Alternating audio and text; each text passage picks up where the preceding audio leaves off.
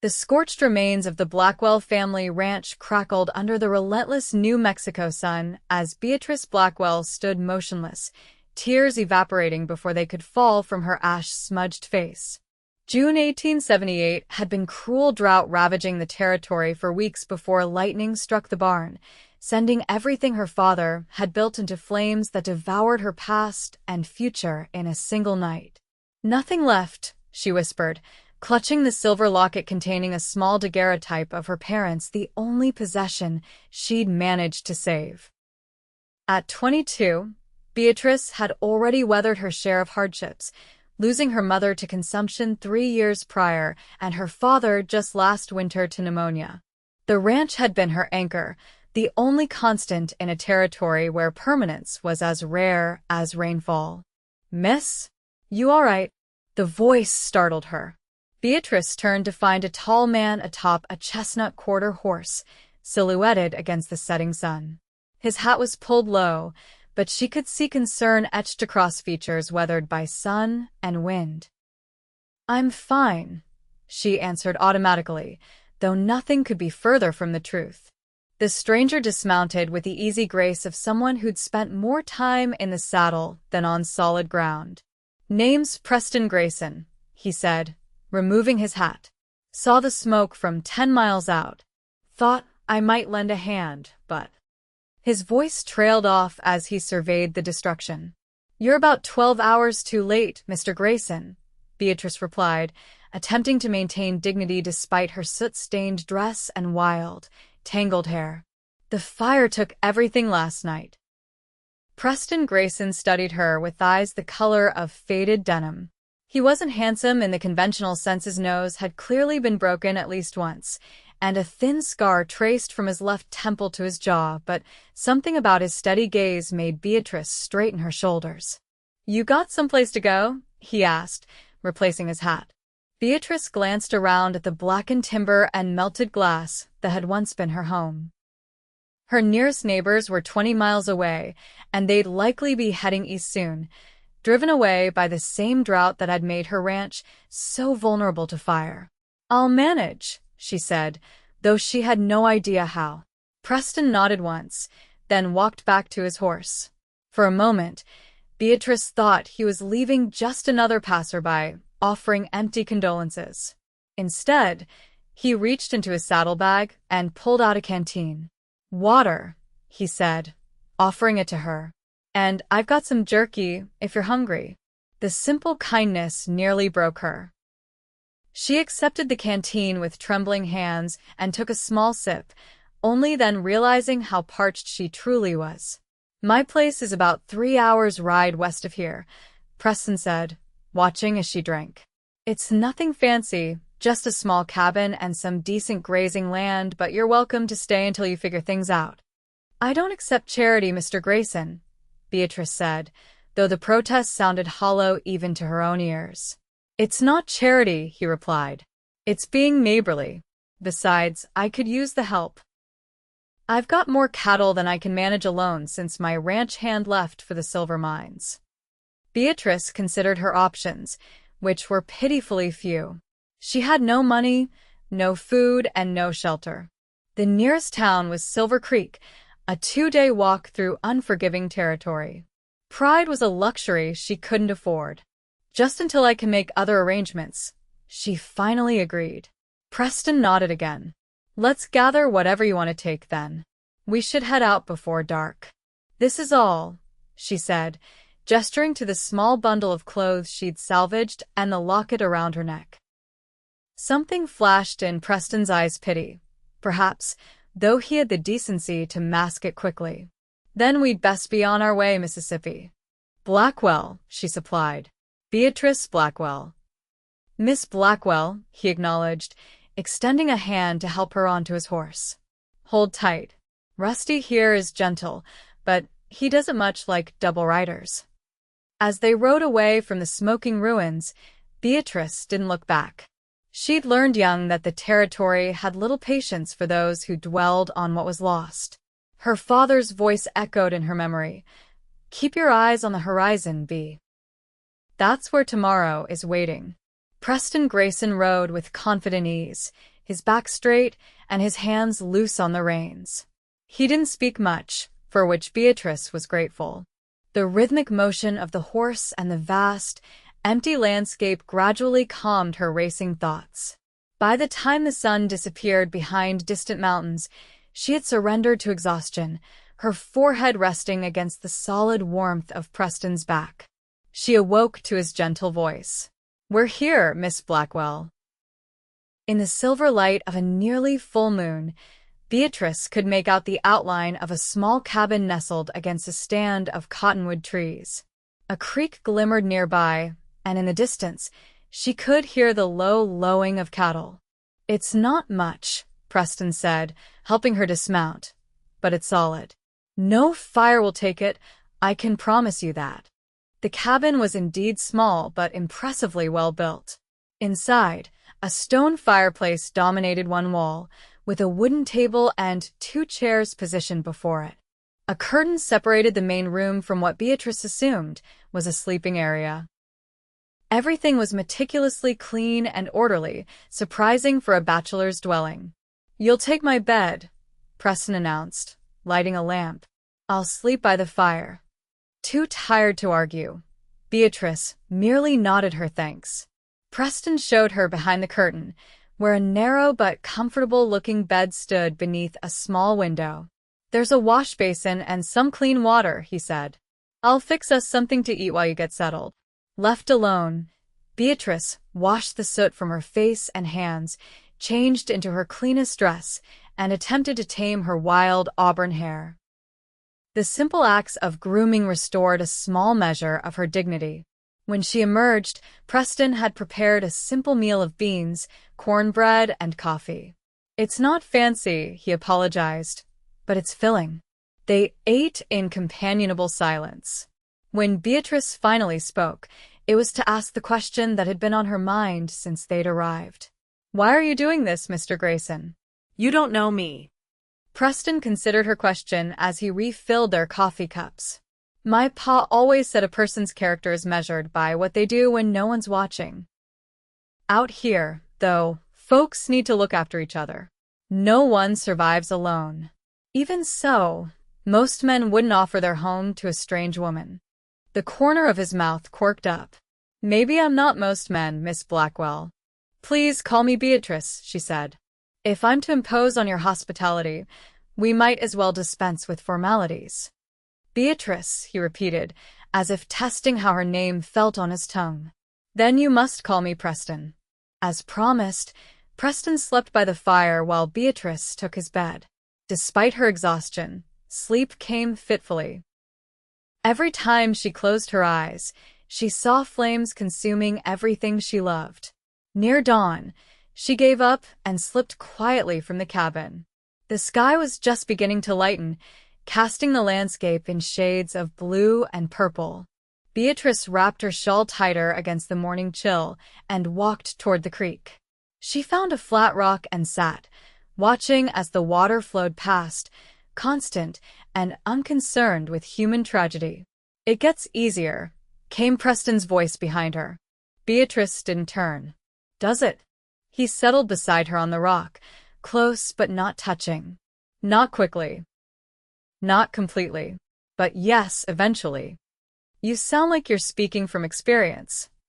Preston was quiet for so long that Beatrice thought he wouldn't answer. When he finally spoke, his voice was low, almost lost beneath the sound of the flowing water. "I had a wife and son in Kansas. Cholera took them both in '71. I came out here afterward, couldn't stand living in the house we'd built together." Beatrice looked at him then, seeing past the stoic exterior to the pain he carried. "I'm sorry, as am I for your loss," he replied simply. They sat in silence as the sun rose, painting the sky in brilliant oranges and pinks. It was strange, Beatrice thought, how beauty persisted even when your world had fallen apart. "I should check on the cattle," Preston said eventually. "Would you like to come along?" Beatrice nodded. The idea of being alone with her thoughts was unbearable. "I grew up on a ranch. I know my way around cattle." Preston's eyes lit with appreciation. Good. I could use the help. That first day established a pattern for the days that followed. They rose early, tended to the livestock together, and worked side by side maintaining the ranch. Preston was teaching Beatrice about his modest operation, and she was grateful for the distraction. A week passed, then two. Beatrice had intended to move on quickly, but whenever she mentioned finding work in Silver Creek, Preston would point out another task that needed her attention on the ranch. She knew he was creating reasons for her to stay, but she couldn't bring herself to call him on it. The truth was, she didn't want to leave. Preston's quiet strength and unfailing kindness had become a balm to her wounded spirit. They worked well together, anticipating each other's needs without words. In the evenings, they sat before the fire, sometimes talking late into the night, other times simply enjoying companionable silence. Preston, she learned, had been a Union soldier before moving west. He spoke rarely of the war, but frequently of the books he loved. He had a small but cherished collection that he encouraged her to read. Beatrice shared stories of growing up as the only child of a widowed rancher, how her father had taught her everything from branding cattle to shooting straight. "He sounds like a good man," Preston said one night as they sat before the fire, a month after the blaze that had changed everything. "He was," Beatrice agreed, fingering her locket. "He would have liked you." Preston smiled, a rare, full smile that transformed his face. High praise indeed. That night, as Beatrice lay in bed listening to Preston's soft breathing from beyond the curtain, she acknowledged the truth she'd been avoiding. She was falling in love with him. The realization should have frightened her, but instead, it felt like discovering a path through a wilderness she'd thought impassable.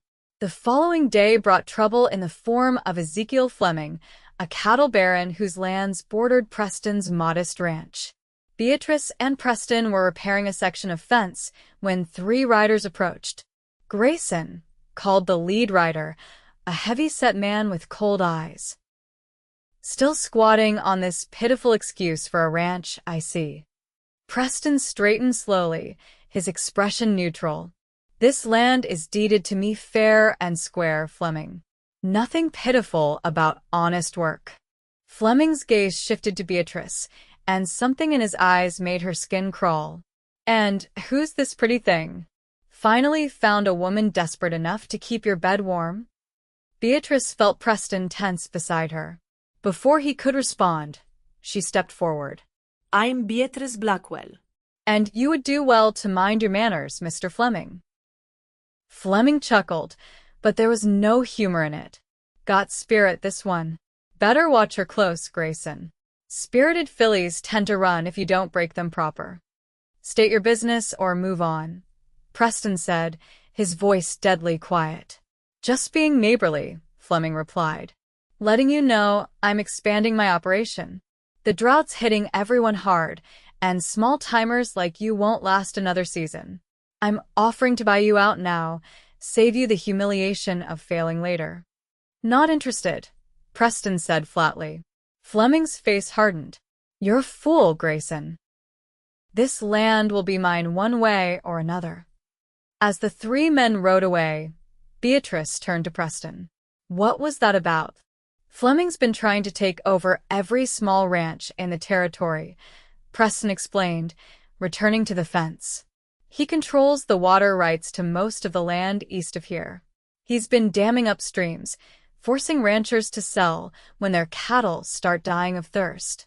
"But your creek comes from the mountains," Beatrice noted. Preston nodded. "That's why he wants my land. It's one of the few water sources he doesn't control yet." "Will he cause trouble?" Beatrice asked, suddenly worried for Preston's safety. "Nothing I can't handle," he assured her, but his eyes remained troubled. That night, a summer storm rolled in from the mountains, bringing much-needed rain but also spectacular lightning. Each flash illuminated the cabin in stark white light, followed by thunder that seemed to shake the very ground. Beatrice sat rigid on her bed, each crack of lightning transporting her back to the night of the fire.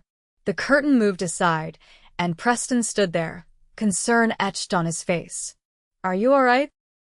Beatrice shook her head, unable to speak past the knot of fear in her throat. Without hesitation, Preston crossed the small room and sat beside her on the bed. "It's just a storm," he said gently. "It will pass." "I know," she whispered, "but when I close my eyes, I see the fire. I feel the heat. I hear the roof collapsing." Preston's arms slipped around her shoulders, and he drew her close. "Focus on my voice," he murmured. "You're safe here. I won't let anything happen to you." Beatrice leaned into his warmth, drawing strength from his steady presence. As the storm raged outside, Preston spoke softly about the first horse he'd ever broken, a stubborn paint that had thrown him more times than he could count. His deep voice washed over her, gradually replacing the memories of fire with his words. When the storm finally moved on and silence fell over the cabin, they remained sitting close together. Beatrice became acutely aware of the weight of his arm around her shoulders, the subtle scent of soap and leather that clung to him. "Thank you," she said softly. Preston looked down at her, his eyes reflecting the dim light of the single candle that illuminated the room. The moment stretched between them, taut with possibility. "Beatrice," he said, her name a question, and an answer all at once.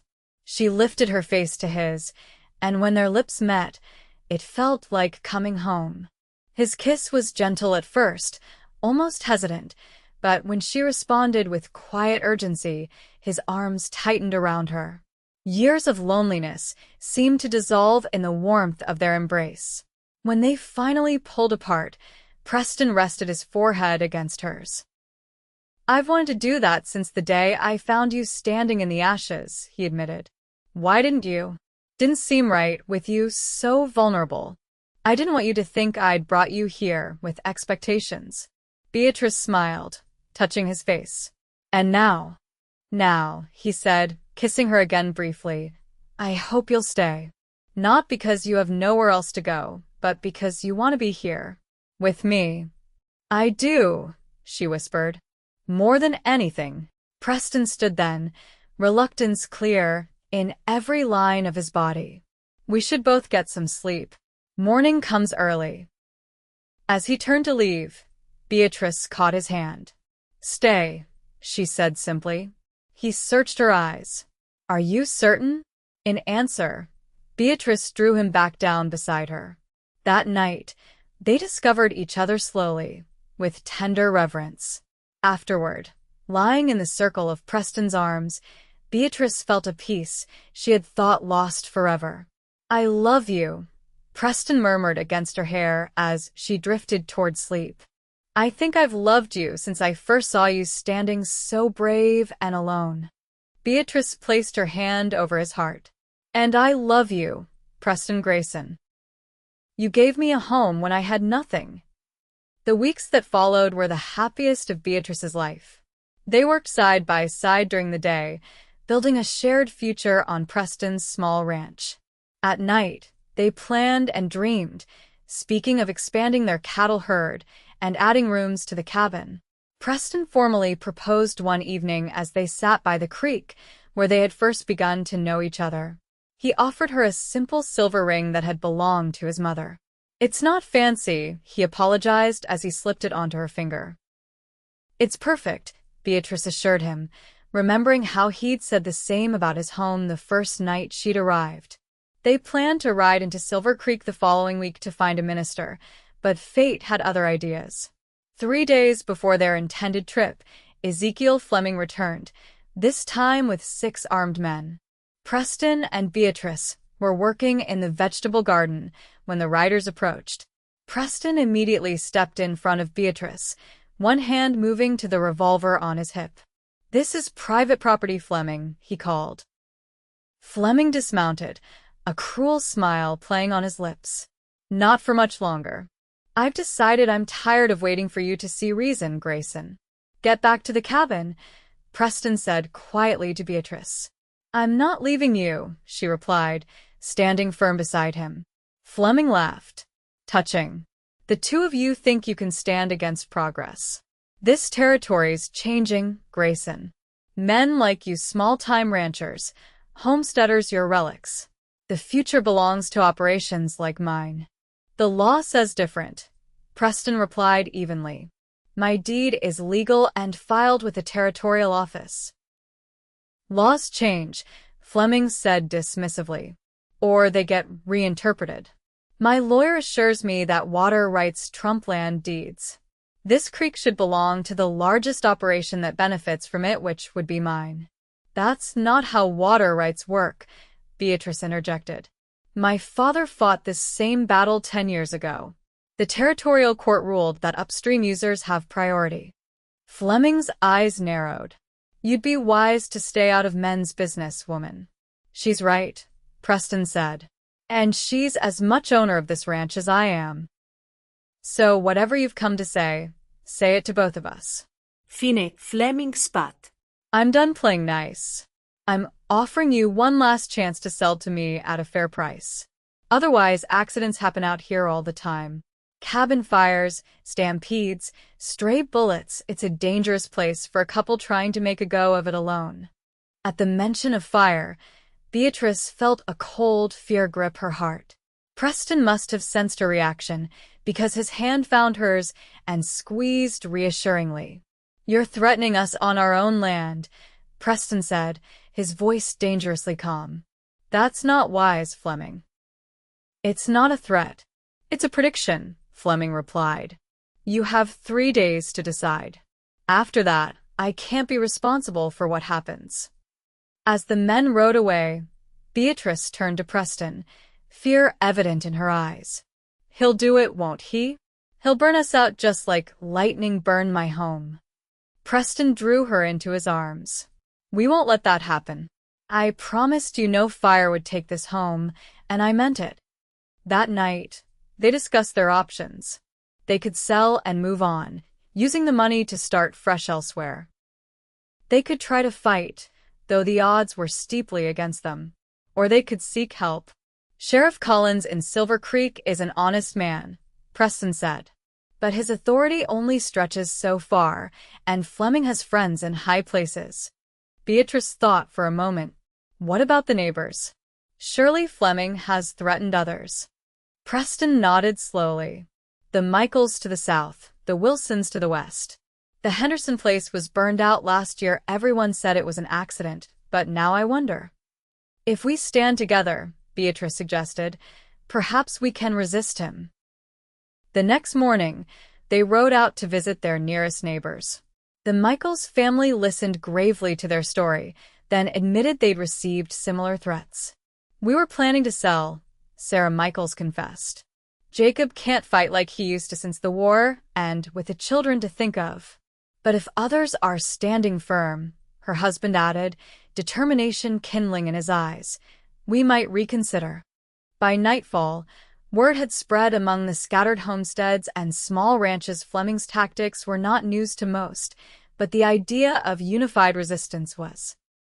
The following day, ranchers began arriving at Preston's cabin, first a trickle, then a steady stream.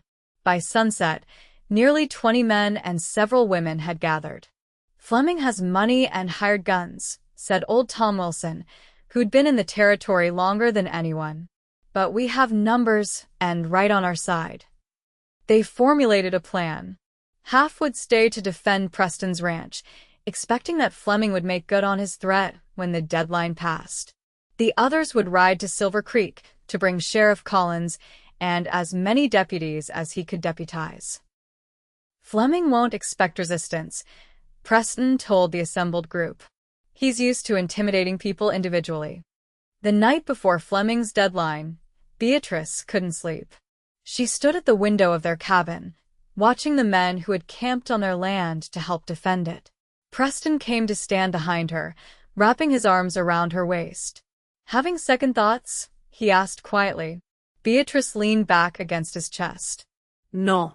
This land is ours. Our future. I won't let another fire take my home. Our home, Preston corrected gently.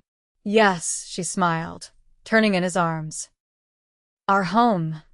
Dawn broke clear and cool on the third day. The defenders positioned themselves strategically around the property, with the best marksmen hidden in the cottonwoods near the creek. Preston insisted that Beatrice remain in the cabin, though she argued fiercely against it.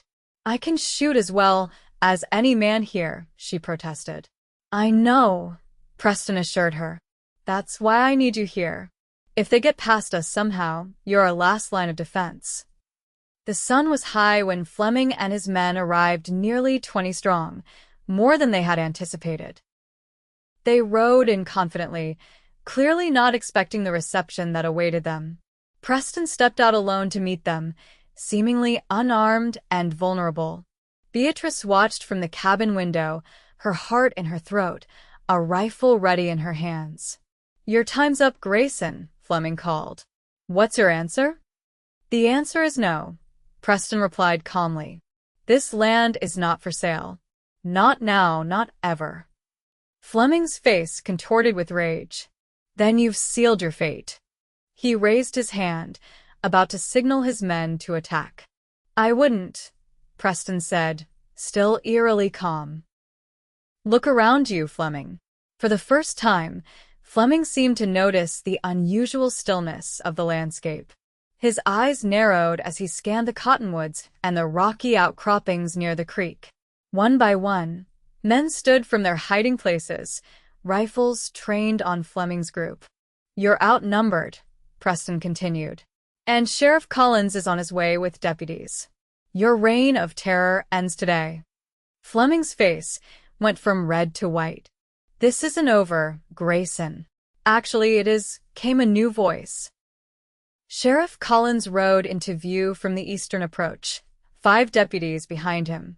"Ezekiel Fleming, you're under arrest for extortion, intimidation, and conspiracy to commit arson." Beatrice burst from the cabin, running to Preston's side as Fleming and his men were disarmed and placed under arrest. The ranchers emerged from their positions, a cheer rising up as they realized they had won without firing a shot. "You did it," Beatrice said, embracing Preston fiercely. "We did it," he corrected, holding her close. "All of us together." That evening, their neighbors gathered once more, this time in celebration. Someone produced a fiddle, and impromptu dancing broke out in the yard. As twilight deepened into night, Preston pulled Beatrice aside. "With Fleming in custody, the territorial courts will be reviewing all land and water rights in the area," he told her. "The lawyer in Silver Creek thinks many of Fleming's holdings will be found to have been acquired illegally." "What does that mean for us?" Beatrice asked. Preston smiled. "It means we might be able to expand sooner than we thought. There's a parcel adjoining ours that would be perfect for those Hereford cattle you've been talking about." Beatrice laughed, joy bubbling up inside her. "Are you trying to build me an empire, Preston Grayson?" "Just a home," he replied, drawing her close. "A home worthy of you, Beatrice Grayson to be." 6 weeks later, they were married under the cottonwood trees beside the creek, with all their neighbors in attendance. Beatrice wore a new dress of pale blue, with her mother's locket around her neck. Preston could hardly take his eyes off her as she walked toward him on Tom Wilson's arm. The minister spoke of building on solid foundations, of weathering storms together, of love that grows stronger through adversity. As Beatrice and Preston exchanged vows, a gentle breeze rustled through the cottonwoods, seeming to whisper blessings upon them. That night, as they sat before the fire in their cabin, their home, Beatrice reflected on the strange path that had brought her here. "If the fire hadn't taken everything," she mused, "I never would have met you." Preston took her hand, his thumb brushing over her wedding band. "Sometimes loss clears the way for something new to grow. Like a forest fire that seems to destroy everything, but actually helps new life emerge. Is that what we are?" Beatrice asked. "New life growing from the ashes?" "That's exactly what we are," Preston replied, kissing her with tender reverence. "And our roots grow deeper every day." In the years that followed, the Grayson ranch prospered. They added rooms to the cabin as their family grew, first with the birth of their son Thomas, named for Beatrice's father, then their daughter Eleanor, named for Preston's mother. They expanded their herd and their lands, becoming one of the most respected ranching families in the territory. But no matter how much they achieved, Beatrice and Preston never forgot the lessons learned in fire and adversity. They kept their doors open to those in need, offering shelter and second chances, just as they had found them themselves. And on quiet evenings, when the children were asleep, they would often sit by the creek where they had first begun to know each other, watching the water flow past, constant and unconcerned with human tragedy, yet somehow bearing witness to the enduring power of love to rebuild what fire destroys.